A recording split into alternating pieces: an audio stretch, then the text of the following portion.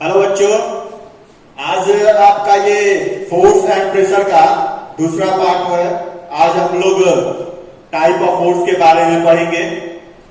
पिछले पार्ट में हमने आपको फोर्स के बारे में बताया हुआ था कि फोर्स क्या होता है। अब हम लोग टाइप ऑफ फोर्स के बारे में जान लें। Type of force, type of force के बारे में भी आपको बताए हुए थे। तो फोर्स के बारे में जो अभी तक हमने आपको बताया उसमें यही मैंने आपको बताया था कि पुल एंड पुश, ठीक है ना। पुल और पुश क्या होता है, वही फोर्स होता है। जब किसी ऑब्जेक्ट पे हम लोग, ये कोई ऑब्जेक्ट है, उस ऑब्जेक्ट को अगर हम पुल कर रहे हैं या पुश कर रहे हैं तो वो फोर्स कहलाएगा। तो पुल और पुश अगर हम कर रहे हैं तो ऑब्जेक्ट के साथ हमें फिजिकली कांटेक्ट होना पड़ता है, ठीक। बिना फिजिकली कांटेक्ट हुए हम इस पे फोर्स नहीं लगा सकते हैं। लेकिन यहाँ पे जब हम आपको बता रहे हैं टाइप ऑफ फोर्स के बारे में, तो टाइप ऑफ फोर्स जो है वो दो प्रकार के होंगे। एक आपका होगा कांटेक्ट फोर्स और दूसरा होगा नॉन कांटेक्ट फोर्स, ठीक। तो सबसे पहले आपका क्या है, contact force. Contact force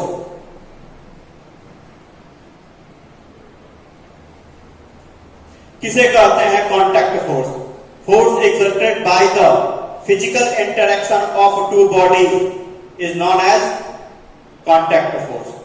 force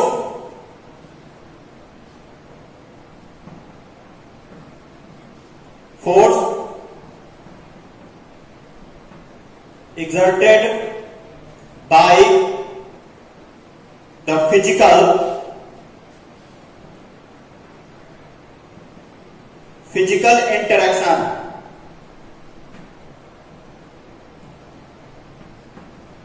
physical interaction of two bodies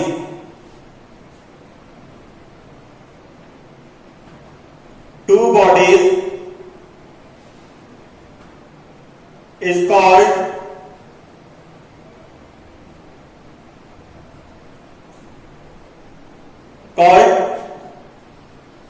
force exerted by the physical interaction of two bodies are called contact force।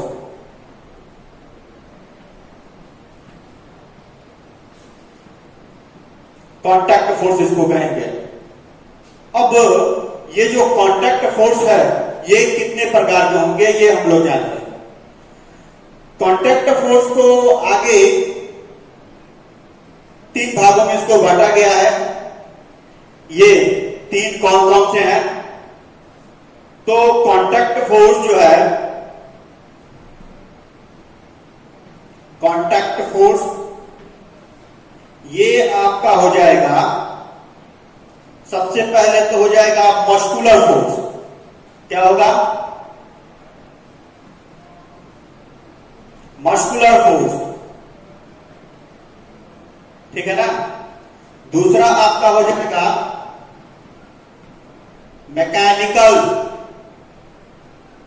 Mechanical force, और तीसरा होगा force of friction.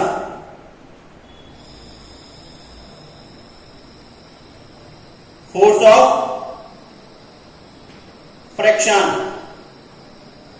Of fraction. तो कांटेक्ट फोर्स के आपने जाना कि वैसा force जिसमें दो बॉडीज का फिजिकल इंटरेक्शन होता है, और फिजिकल इंटरेक्शन होने के बाद जब कोई फोर्स अप्लाइड हो रहे हैं तो वो कांटेक्ट फोर्स कहलाएंगे।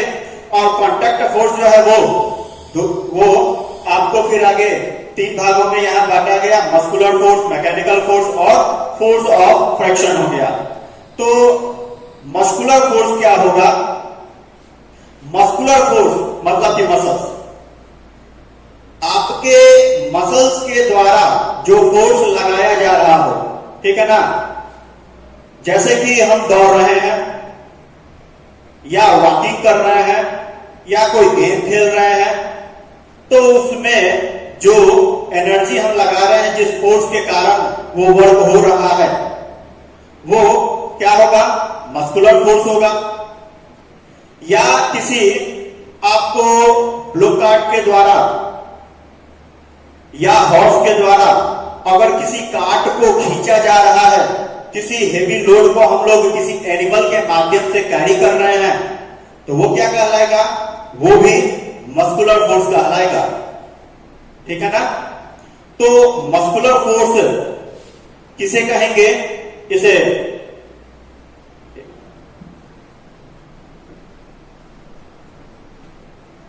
Muscular force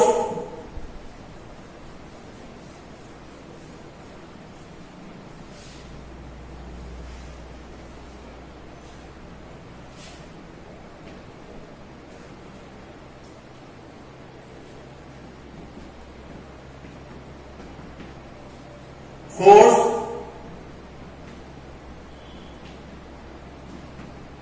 exerted by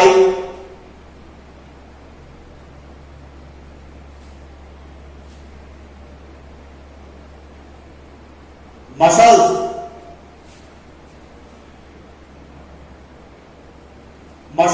of humans or animal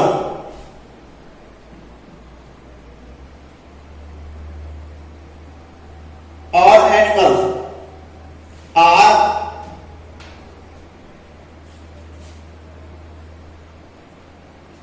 known as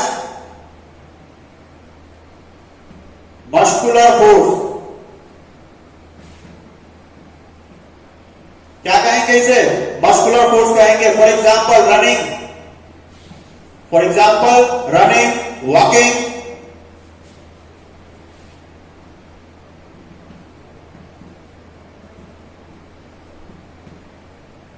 running हो जाएगा, वॉकिंग होगा, प्लेइंग हो जाएगा, या lifting heavy load by human beings और animals.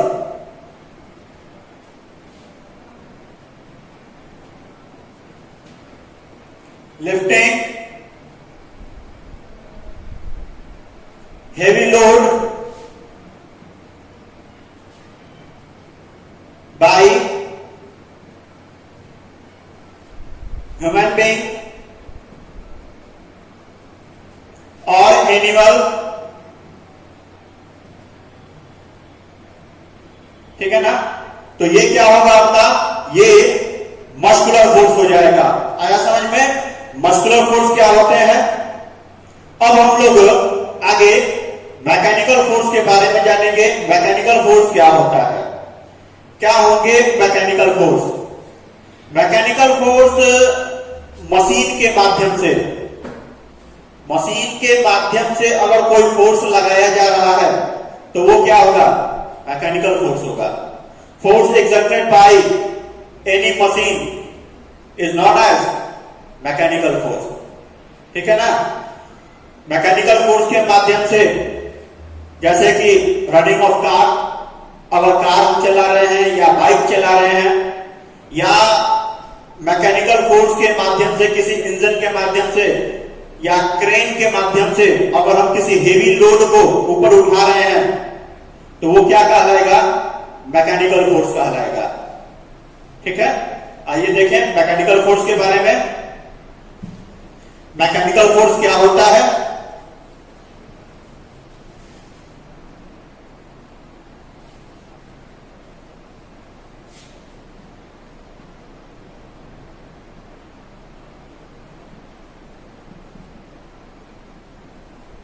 Mechanical force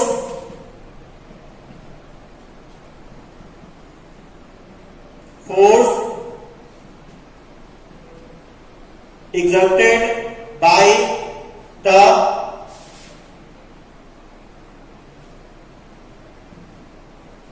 machine, force exerted by the machine to do some work, force exerted exerted by the machine to do some work is known as, are known as, क्या होगा? Mechanical force कहलाएगा। क्या होगा?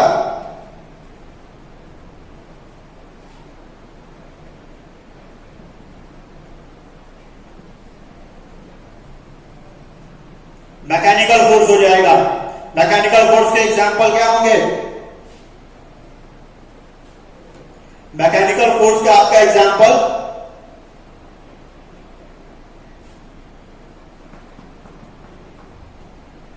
Running car,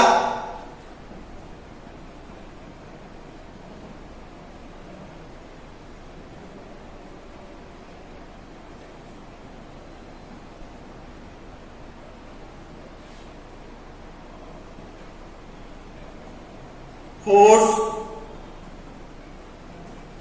exerted by any machine, any engine लिख देते हैं,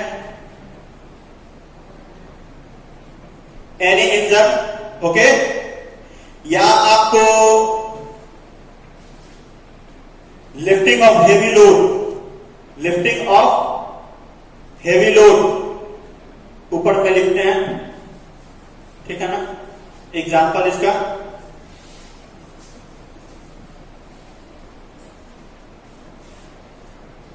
machine के माध्यम से भी हम लोग हेवी लोड को कैरी करते हैं, जैसे कि क्रेन से, lifting heavy load bye crane, lifting heavy load bye crane, ठीक है ना। तो ये कुछ एग्जाम्पल है आपको मैकेनिकल फोर्स के, आया समझ में। अब हम लोग फोर्स ऑफ फ्रिक्शन के बारे में जान ले कि फोर्स ऑफ फ्रिक्शन क्या होता है।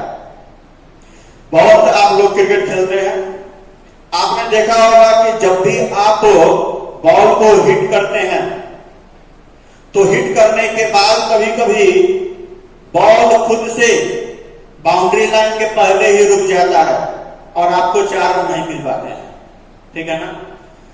तो वहां पे तो कोई बाहरी फोर्स लगा नहीं, आखिर में वो बॉल जो रोल करते हुए ग्राउंड पे आगे की ओर जा रहा था, कैसे रुक गया? वहां पे एक फोर्स लग रहा है।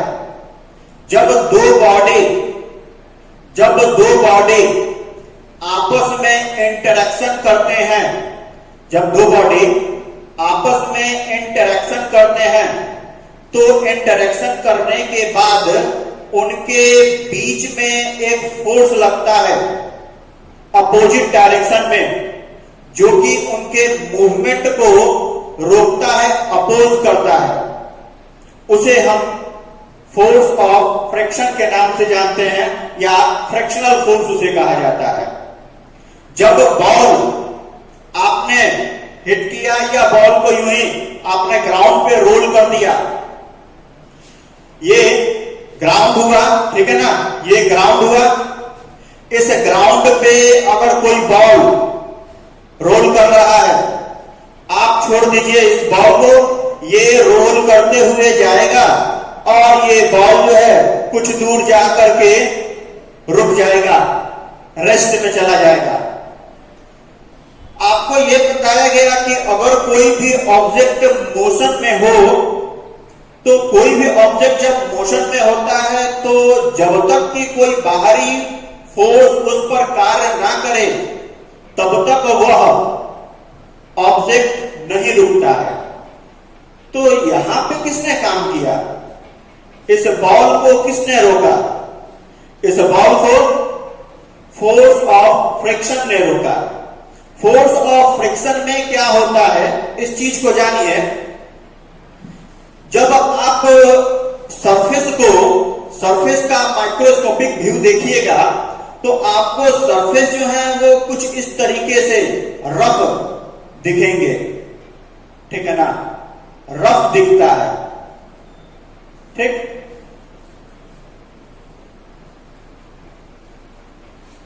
अब बॉल इस पे रोल कर रहा है बॉल के भी सरफेस जो है वो भी रफ होते हैं, वो भी रफ होंगे, क्योंकि अगर फोर्स ऑफ फ्रिक्शन को अगर कम करना है तो आपको आगे के चैप्टर में जब आप स्पेशली फ्रिक्शन चैप्टर जब पढ़िएगा फोर्स ऑफ फ्रिक्शन, तो उसमें आपको यह भी बताया जाएगा कि फ्रिक्शन फोर्स को किस तरीके से कम किया जाता है, सरफेस को स्मूथ करके या लुब्रिकेट के माध्यम से कैसे उसको कम किया जाता है, वो आगे हम लोग डिटेल जब हम लोग फोर्स ऑफ फ्रिक्शन चैप्टर पढ़ेंगे तो उसमें जान लेंगे।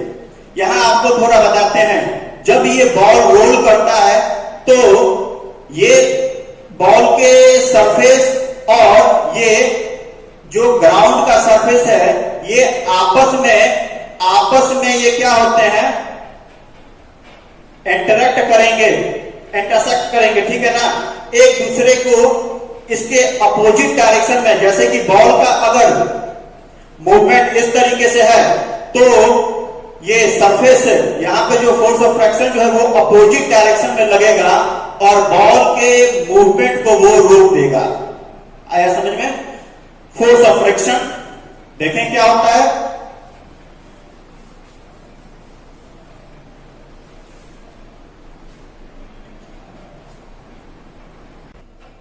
फ्रिक्शनल फोर्स क्या होगा? The force acting along the two surface in contact which oppose the motion of one object over the other is called the force of friction।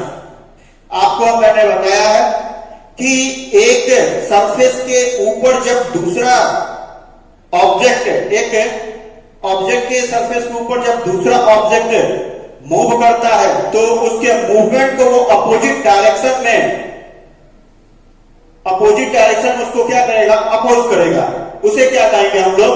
Force of friction कहेंगे, ठीक है। एग्जाम्पल इसके क्या होंगे? Rolling of ball या moving of one object over another object, ये example दे सकते हैं, इसमें सब कुछ आ जाएगा, ठीक।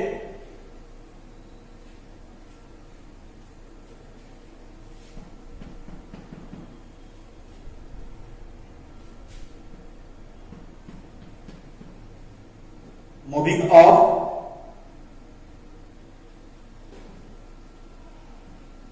वन ऑब्जेक्ट ओवर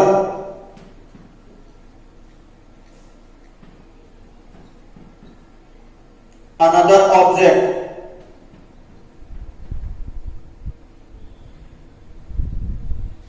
ठीक है ना। जब एक ऑब्जेक्ट के ऊपर दूसरा ऑब्जेक्ट मूव करता है और उसे अपोजिट डायरेक्शन में जो फोर्स रोकता है उसे क्या कहेंगे? फ्रिक्शनल फोर्स कहेंगे। अब आगे मैंने आपको टाइप ऑफ फोर्स में कॉन्टैक्ट फोर्स और नॉन कॉन्टैक्ट फोर्स बताया है। नॉन कॉन्टैक्ट फोर्स क्या होगा? अभी तक तो हमने फोर्स लगाने के लिए ऑब्जेक्ट को इंटरेक्ट किया, ऑब्जेक्ट को टच किया, मुझे इस बोर्ड पे फोर्स लगाना है, इसे टच करना होगा, या किसी भी ऑब्जेक्ट पे फोर्स लगाते हैं तो उसे हमें टच करना पड़ता है, तब जाकर के फोर्स लगते हैं। लेकिन मैं आपको अब नॉन कॉन्टैक्ट फोर्स के बारे में बता रहा हूं। नॉन कॉन्टैक्ट फोर्स क्या होगा? Force which can act even when objects are not in physical contact।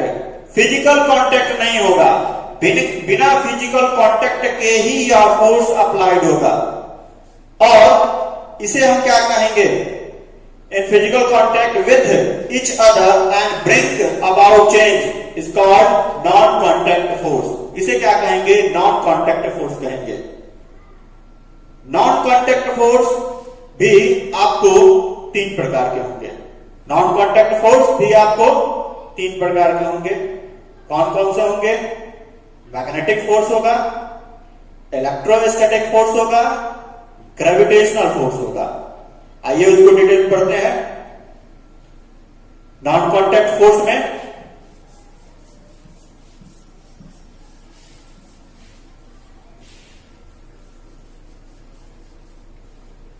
Non contact force magnetic force एक नंबर में क्या होगा? Magnetic force.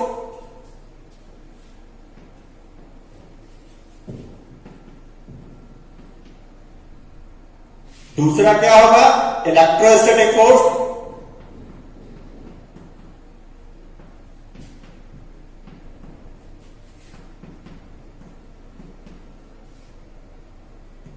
तीसरा क्या होगा? Gravitational force.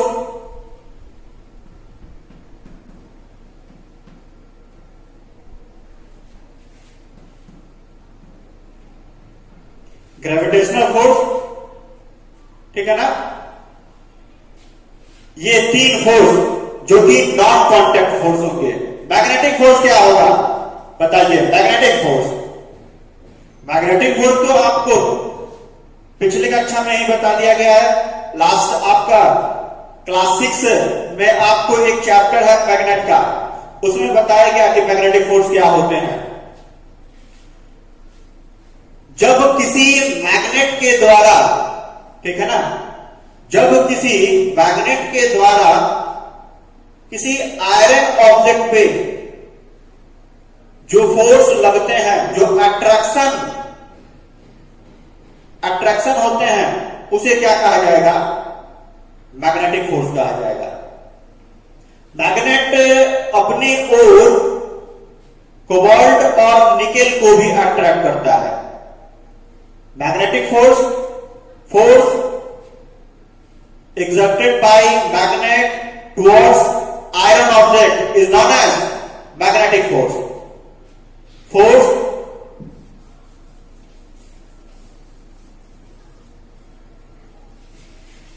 Magnetic force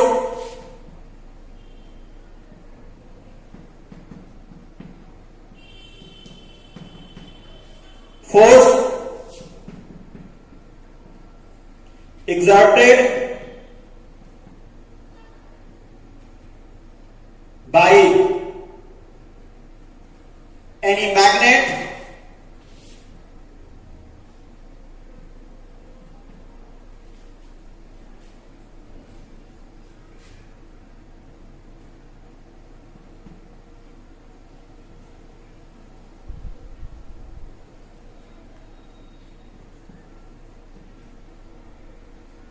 towards iron object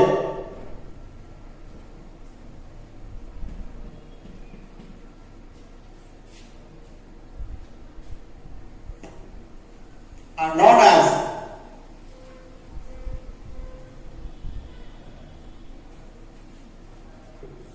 force exerted by any magnet towards iron object are known as magnetic force.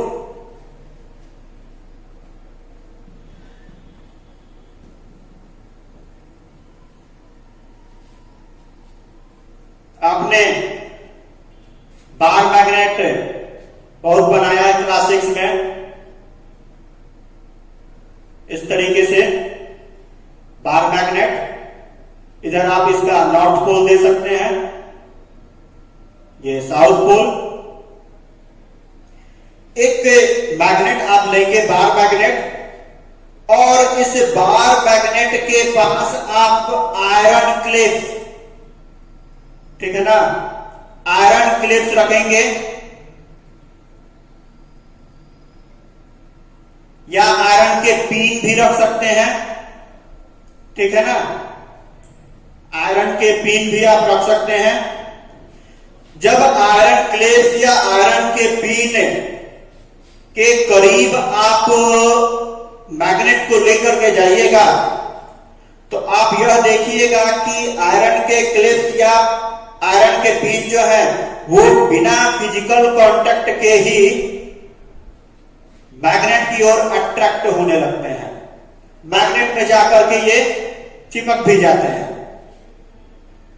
यहां पर जो फोर्स लग रहा है मैग्नेट के द्वारा वो मैग्नेटिक फोर्स कहलाता है, ठीक है ना।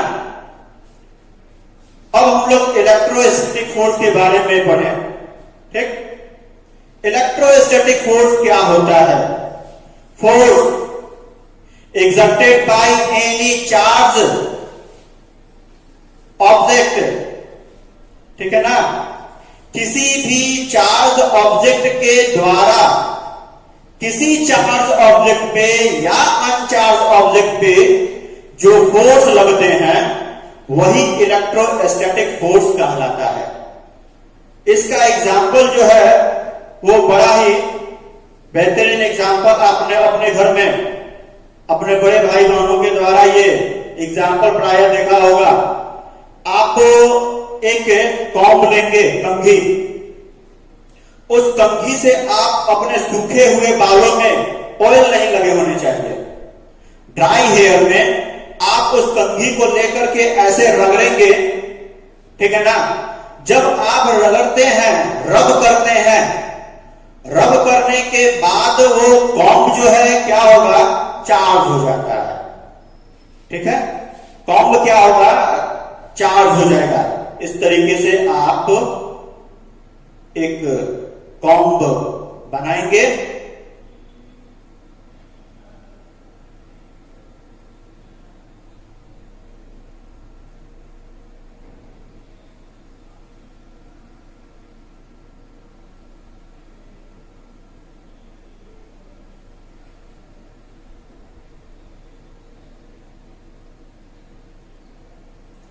और यहां पे आप कागज के कुछ टुकड़े रखेंगे,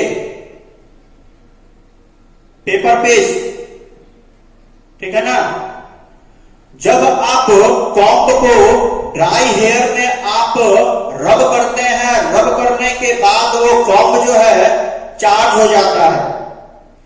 चार्ज हो जाने के बाद जब हम कागज के इन टुकड़ों के पास कॉम्ब को लेकर के जाते हैं तो वो पेपर के जो पीस है वो कॉम्ब की ओर अट्रैक्ट होने लगते हैं। यहां पर बिना फिजिकल कांटेक्ट के जो फोर्स लग रहा है यह फोर्स इलेक्ट्रोस्टैटिक फोर्स कहलाता है। जब रब किया जाता है तो कुछ इसके पार्टिकल्स जो है वो चार्ज हो जाते हैं, इसके इलेक्ट्रॉन जो है वो चार्ज हो जाएंगे और ये फिर आपस में फोर्स एक्सर्ट करने लगते हैं, कंबाइनिंग, एक साथ कंबाइन करने की इनके अंदर टेंडेंसी होने लगती है और उसी कारण ये फोर्स यहां पे अप्लाई होता है और इसी को क्या कहेंगे, इलेक्ट्रोस्टैटिक फोर्स कहा जाता है। इलेक्ट्रोस्टैटिक फोर्स को डिफाइन किया जाए, इलेक्ट्रोस्टैटिक फोर्स क्या होगा, force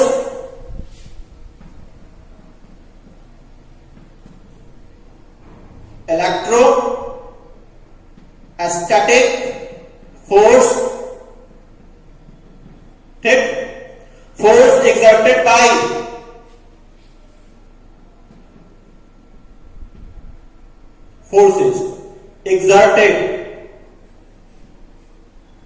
forces exerted by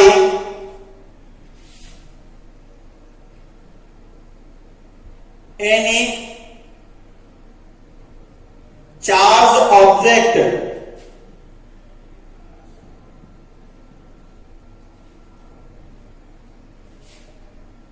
force exerted by any charged object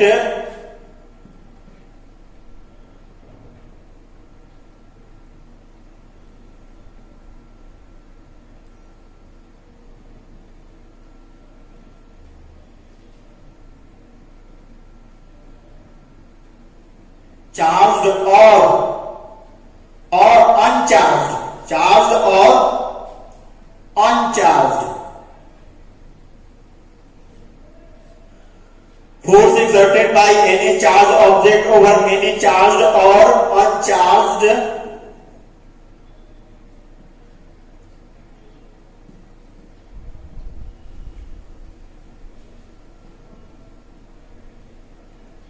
known as electrostatic force।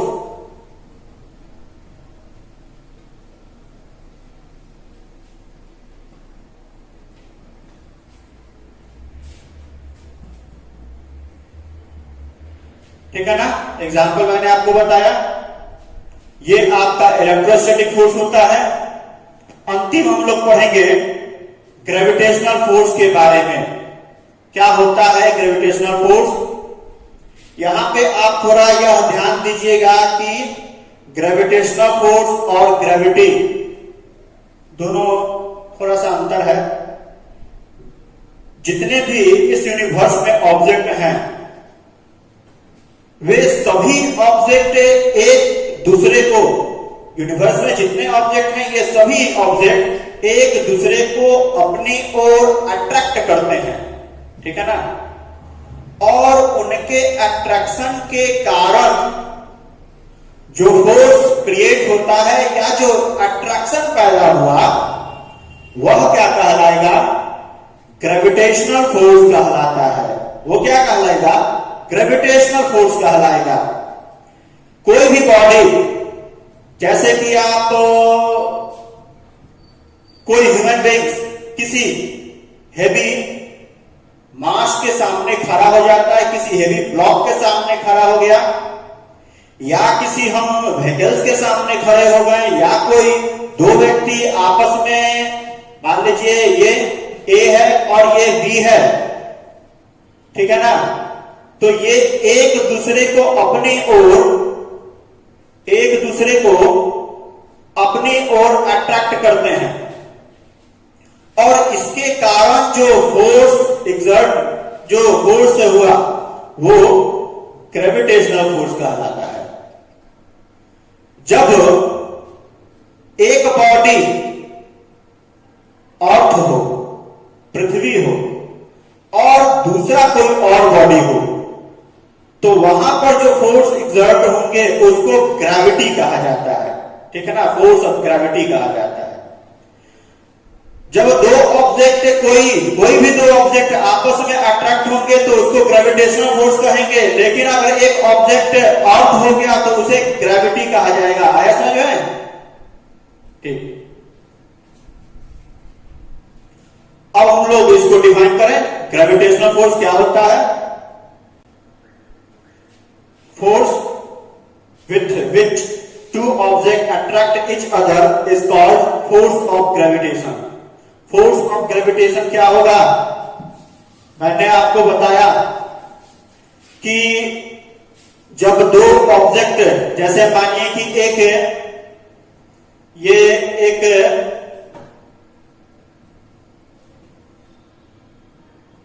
वृक्ष हो गया, ठीक है ना, और इसके सामने अगर कोई व्यक्ति खड़ा हो,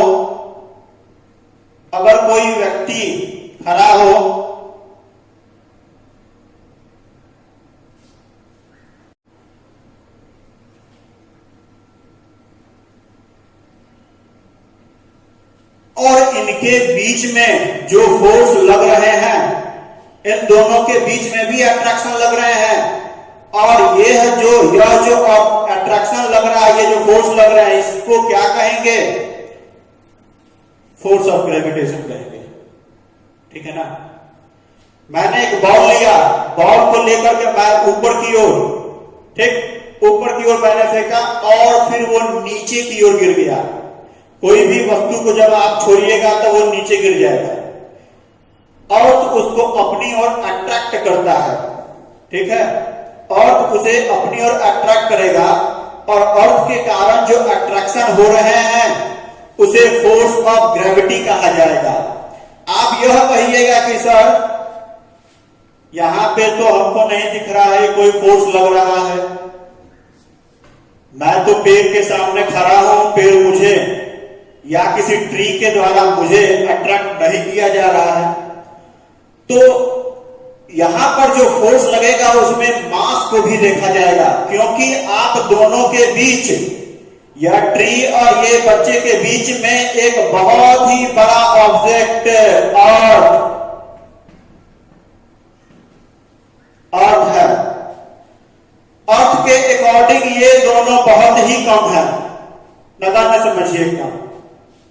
तो जहां पे अर्थ के द्वारा फोर्स ऑलरेडी लग रहे हैं सभी ऑब्जेक्ट पे है, जितने भी ऑब्जेक्ट अर्थ पे हैं, तो फिर उन दोनों के बीच के अट्रैक्शन को आप महसूस नहीं कर पाइएगा। इस कारण हम लोग महसूस नहीं कर पाते हैं ये ट्री और बॉय के बीच में जो भी अट्रैक्शन हो रहे हैं उसे महसूस नहीं किया जाता है, ड्यू टू अर्थ, क्योंकि इसका मास इनके अकॉर्डिंग बहुत ही अधिक होते हैं। ठीक है ना। तो मैंने आपको आज टाइप ऑफ फोर्स पढ़ाया, contact force, non contact force, ये दोनों बता दिया गया। कोई भी प्रॉब्लम हो आप वीडियो को पहले ध्यान से देखिए और फिर आपको जो भी प्रॉब्लम हो वो पूछिएगा। आगे हम लोग प्रेशर के बारे में पढ़ेंगे।